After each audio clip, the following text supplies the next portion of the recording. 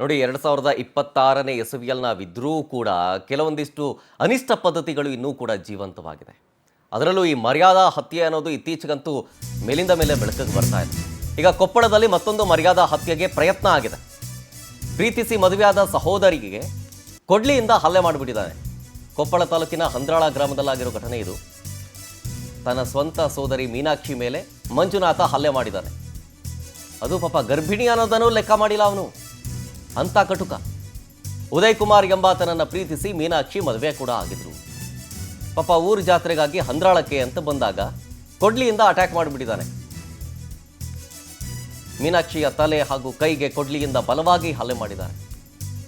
ಹಲ್ಲೆ ಮಾಡುವ ಸಂದರ್ಭದಲ್ಲಿ ಪರಿಪರಿಯಾಗಿ ಬೇಡ್ಕೊಂಡ್ರೂ ಕೂಡ ಬಿಡ್ಲಿಲ್ವಂತೆ ಅವನು. ಸದ್ಯ ಹಂಗೋ ಹಿಂಗೋ ಪ್ರಾಣಾಪಾಯದಿಂದ ಪಾರಾಗಿದ್ದಾರೆ. ಅವ್ರನ್ನ ಜಿಲ್ಲಾಸ್ಪತ್ರೆಗೆ ದಾಖಲು ಮಾಡಿ ಟ್ರೀಟ್ಮೆಂಟ್ ಕೊಡಿಸ್ತಾ ಇದ್ದಾರೆ.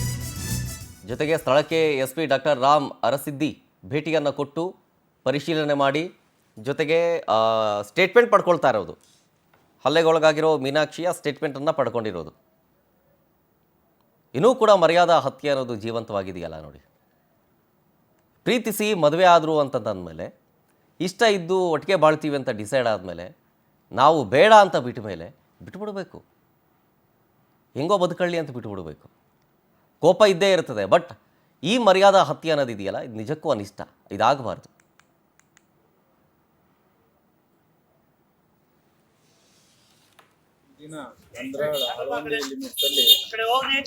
ಫಕೀರೇಶ್ವರ ದೇವಸ್ಥಾನದಲ್ಲಿ ಇವತ್ತು ಸಾಮೂಹಿಕ ವಿವಾಹಗಳಿತ್ತು. ಅದರಲ್ಲಿ ಒಬ್ರು ಉದಯ್ ಅಂತ ಅವ್ರ ಬ್ರದರ್, ಅವ್ರದ್ದು ಕೂಡ ಅಲ್ಲಿ ಇವತ್ತು ಮಾಸ್ ಮ್ಯಾರೇಜಸ್ ಅಲ್ಲಿ ಮದುವೆ ಇತ್ತು.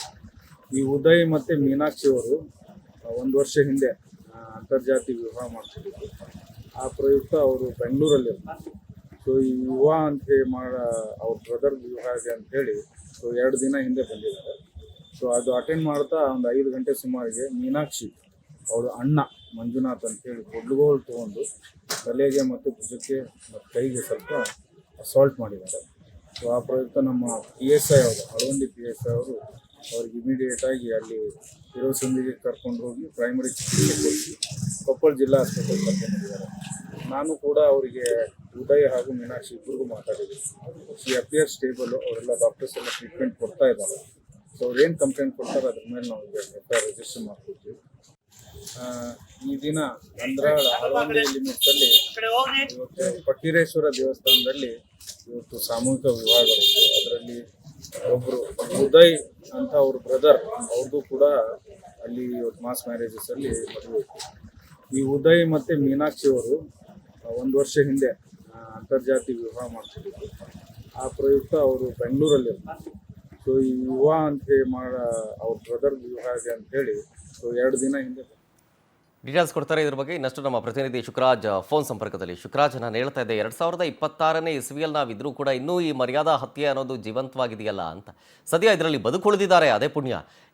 ಏನಾಯ್ತು ಆಕ್ಚುಲ್ ಆಗಿ? ಖಂಡಿತ ಶರತ್, ಏನು ಕೊಪ್ಪಳ ತಾಲೂಕಿನ ಅಳವಂಡಿ ಬಳಿ ಇರತಕ್ಕಂತಹ ಹಂದ್ರಾಳ್ ಗ್ರಾಮದಲ್ಲಿ ಈ ಒಂದು ಘಟನೆ ನಡೆದಿರ್ತಕ್ಕಂಥದ್ದು. ನಿನ್ನೆ ಫಕೀರೇಶ್ವರ ಜಾತ್ರೆ ಆ ಒಂದು ಗ್ರಾಮದಲ್ಲಿ ಇರುತ್ತೆ. ಏನು ಕಳೆದ ವರ್ಷ ಅಷ್ಟೇ ಏನು ಉದಯ್ ಕುಮಾರ್ ಮತ್ತು ಚೈತ್ರಾ ಅವರು ಅಂತರ್ಜಾತಿ ವಿವಾಹ ಮಾಡಿಕೊಂಡು ಹೋಗಿರ್ತಾರೆ. ಆ ಸಂದರ್ಭದಲ್ಲಿ ಯಾವುದೇ ರೀತಿ ಗಲಾಟೆಗಳು ಕೂಡ ನಡೆದಿರಲ್ಲ. ಆದ್ರೆ ಏನು ಹುಡುಗಿ ಮನೆಯವರ ಕಡೆಯಿಂದ ಏನು ಹುಡುಗಿ ಸಹೋದರ ಇದ್ದಾನ ಆತನ ಕಡೆಯಿಂದ ಸಾಕಷ್ಟು ವಿರೋಧ ಕೂಡ ವ್ಯಕ್ತ ಆಗಿರುತ್ತೆ ಆ ಸಂದರ್ಭದಲ್ಲಿ.